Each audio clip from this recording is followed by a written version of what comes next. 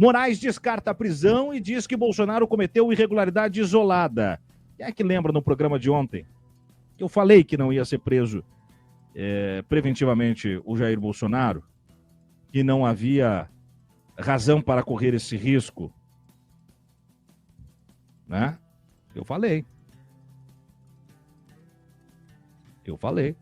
Não dá para dizer que eu não avisei. Eu avisei, meu bem, eu te avisei. Lembra dessa? O que acontece? Por que o Alexandre de Moraes colocaria tudo a perder da forma rigorosa como vem, dentro da legalidade, cumprindo o rito processual, se o Bolsonaro está no aviso prévio?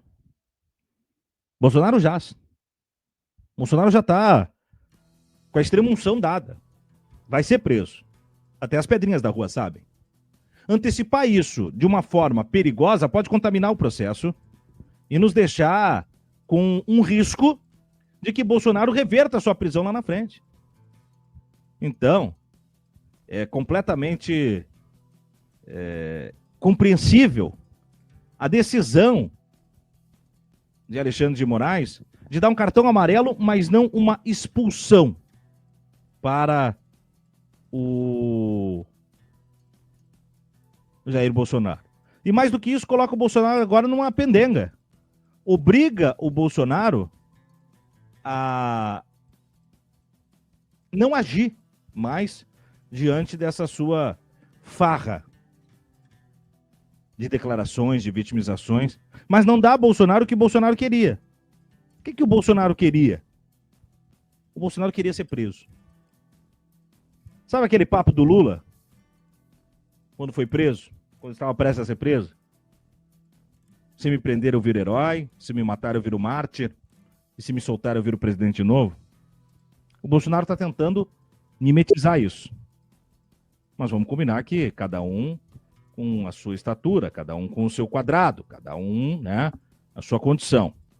Mas eu sabia que Alexandre de Moraes não cometeria o assodamento de prender um Bolsonaro com algumas sombras da sua decisão, muito bem argumentadas pela defesa de Bolsonaro e que faz com que a sanção não se estabeleça. Mais de 100 simultâneos, está começando o programa e assim é bonito. Vai deixando seu recado aqui na caixa de mensagens. Quem puder, considere se tornar membro do canal a partir de R$ 1,99. É bem baratinho para você tornar-se membro do Voz Trabalhadora. E eu também peço que você considere mandar superchat e super sticker para financiar a nossa programação. Tomando seu mate, já está Luiz Portinho nos bastidores. Eu vou trazer ele para cá para a gente tratar dos temas do momento. Boa tarde, Portinho, seja muito bem-vindo. Salve, salve, Suman. Tudo como de costume na aldeia pampiana, né? Grêmio eliminado, Colorado vencendo, então estamos bem hoje.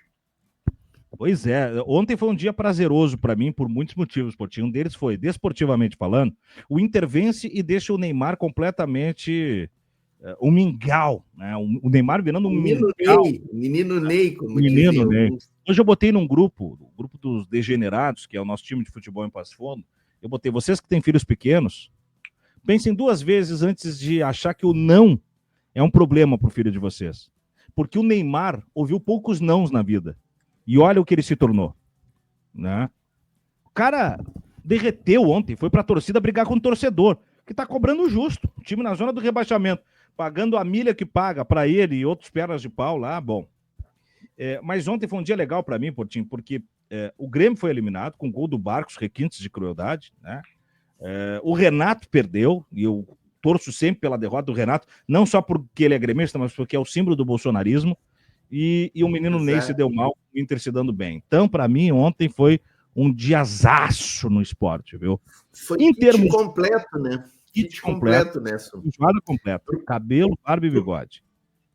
Para o pessoal que é do norte aí, como a gente diz aqui no sul, para nós tudo é norte, né? Acima do Rio Grande do Sul, os companheiros do norte aí do Brasil, que não sabem, o Grêmio aí inventaram que compraram o estádio deles, né? Porque tá muito estranha essa história. E ontem era estreia nesse estádio comprado, né? Mais de 40 mil gremistas, parece que tinha, e tomaram uma lambada pro Aliança Lima, né? Que coisa boa. Mas, enfim, Suma, eu estava ouvindo tu falar aí fecho contigo 100%. Acho que o Alexandre de Moraes acertou. Não é momento de prender o Bolsonaro. Nós estaríamos jogando gasolina aí na narrativa deles, né? Na tentativa deles de incendiar o Brasil. O Moraes jogaria um galão de gasolina com autocombustão se ele determinasse a prisão do Bolsonaro.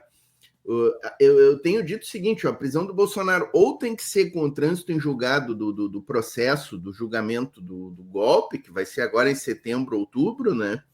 Ou tem que ser um motivo assim que o Bolsonaro fique muito mal. Aí o pessoal vai dizer, mas já não tem, Portinho. Não, tem que ser algo mais ainda, né? Tem que ser algo mais assim, absurdo do absurdo para determinar essa prisão antes do trânsito em julgado lá do processo, né?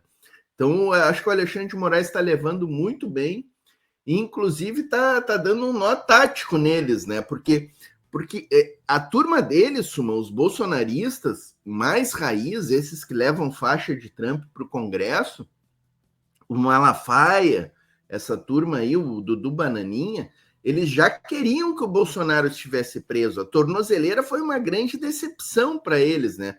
Poxa, como é que a gente vai lidar com a tornozeleira? Porque eles estão preparados para a prisão, né? Aí vem uma tornozeleira que é um... Pô, vamos falar a verdade, né, Suman? Vamos falar a verdade. Quem são os equivalentes históricos do Bolsonaro? Um terminou se suicidando dentro de um bunker, né? Porque não tinha mais o que fazer nesse plano terrestre. E o outro terminou pendurado em praça pública, né? Pela população. Se não sabem de quem eu estou falando do Adolf e do Mussolini, né? São esses os equivalentes históricos do Bolsonaro. Aí o cara tá com uma tornozeleira, curtindo a vida, né? Só dá para passear de dia, de noite vai para casa, vê um cineminha com a nega véia, né? Pô, tá mais do que bom para ele, cara. O Alexandre de Moraes foi muito bonzinho com o Bolsonaro, mas foi muito bonzinho, né? Então, eles ficam assim, né? Fica ridículo o discurso deles, de que eles estão sendo perseguidos, né, Sum? É a única ditadura persecutória em que você pode dar entrevista, recorrer, em que você tem um ganho na justiça. Se fosse ditadura, como o Bolsonaro quer emplacar a ideia do judiciário, ele não estava com a tornozeleira, ele já estava na cadeia. Se fosse isso, ele não tinha chance de apresentar um argumento da defesa para justificar que ele tenha descumprido as medidas, e esse argumento foi apreciado e acatado. O nome disso é Estado Democrático de Direito. É só no Estado Democrático de Direito que você tem essas condições.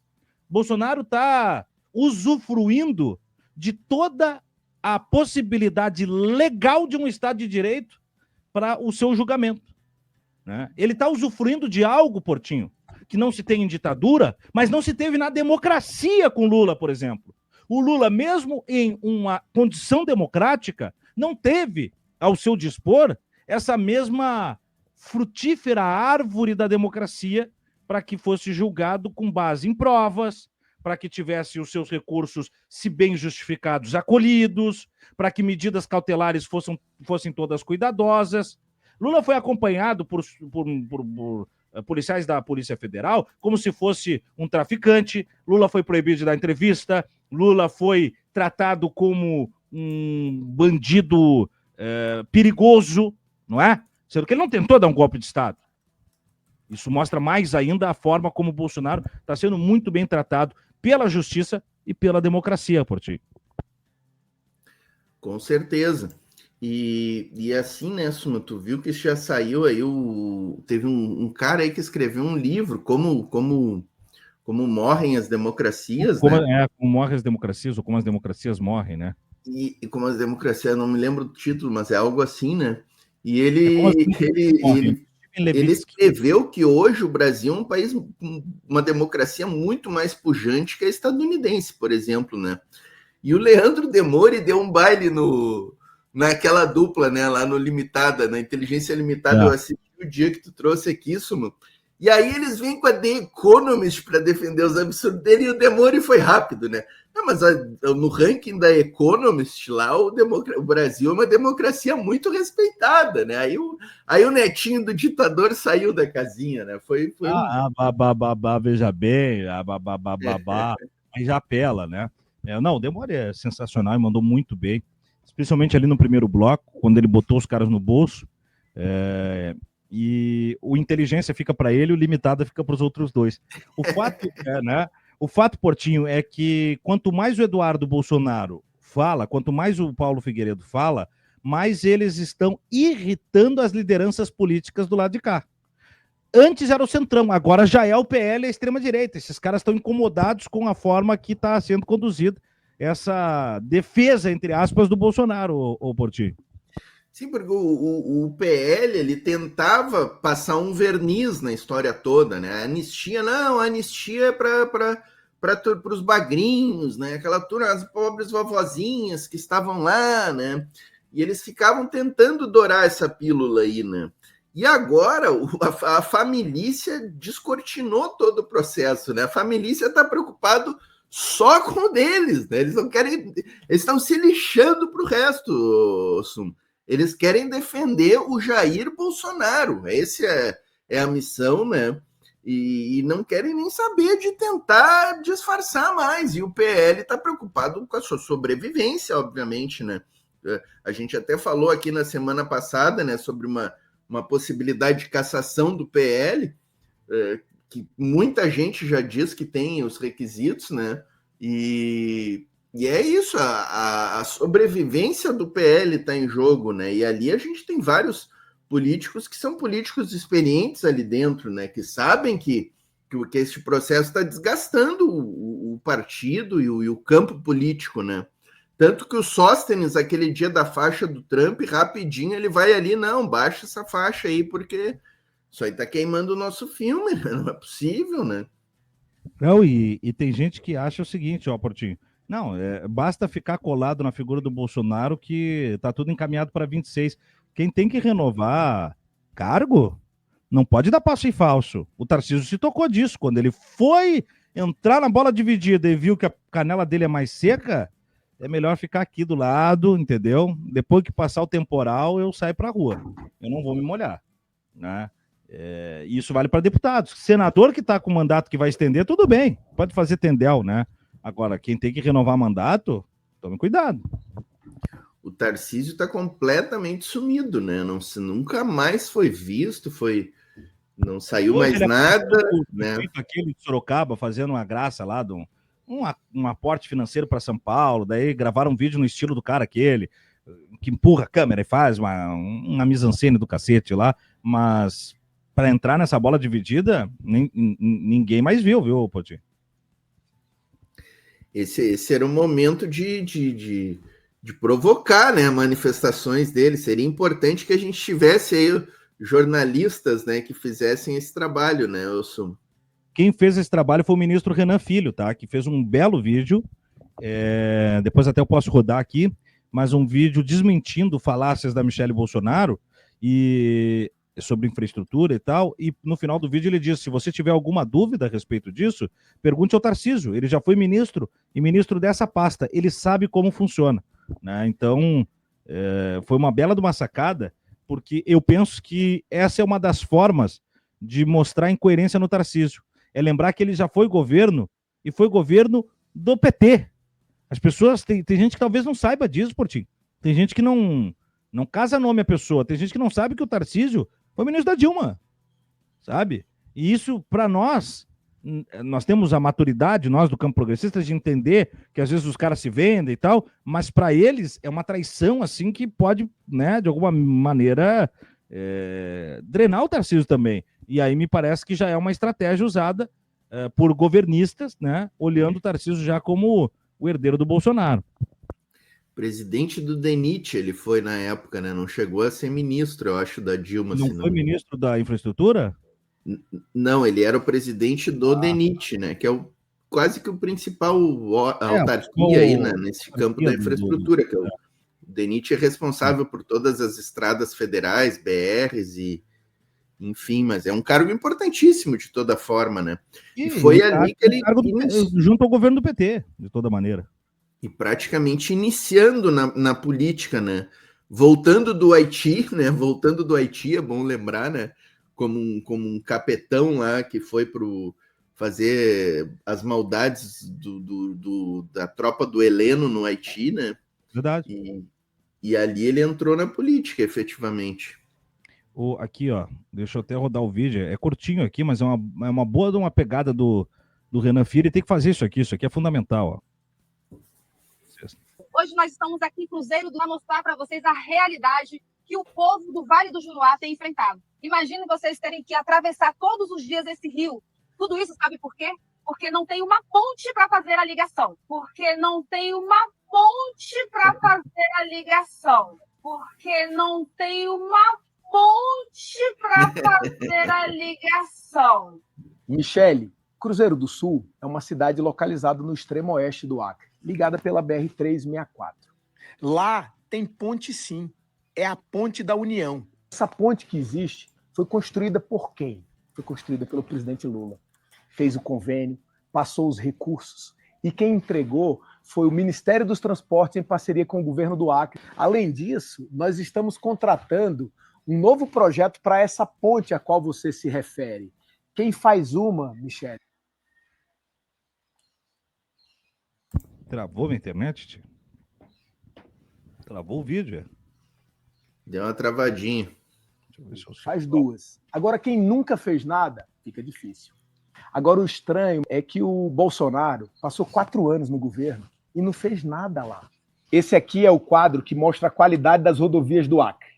Em 2016, 39% era considerada ruim, 32% considerado bom.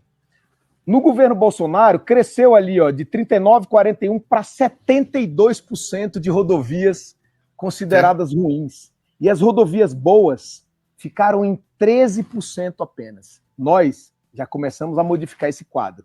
O bom cresceu de 13% para 42%. E o ruim ou péssimo, Michele, caiu de 72% para 35%. Esse outro quadro aqui, ele mostra o investimento que o governo passado fez no último ano dele, em 22, no Acre, 89 milhões apenas. Nós fizemos em 23, no primeiro ano desse novo governo do presidente Lula, 274 milhões. E em 24, 543 milhões de reais. Veja a diferença. Michele, quando você for fazer esses comentários sobre infraestrutura, liga para o Tarcísio. Ele foi ministro aqui. Ele sabe o que ele fez com o Acre. É exatamente o que eu mostrei. Ele e o Bolsonaro. Por isso não é justo fazer esse tipo de vídeo tentando enganar as pessoas. Muito bom, muito bom. Ele foi ministro do Bolsonaro da infraestrutura, né? Ele foi diretor do DENIT com a Dilma e ministro da infraestrutura com o Bolsonaro. Mas é o tipo de enfrentamento que tem que fazer, né, ô Portinho? Esse vídeo aí tem que circular, né? O pessoal aí do nosso campo tem que, quem vê, compartilha, porque nossa circulação é orgânica, né, pessoal? A gente não tem os financiamentos e os favorecimentos do algoritmo que eles têm.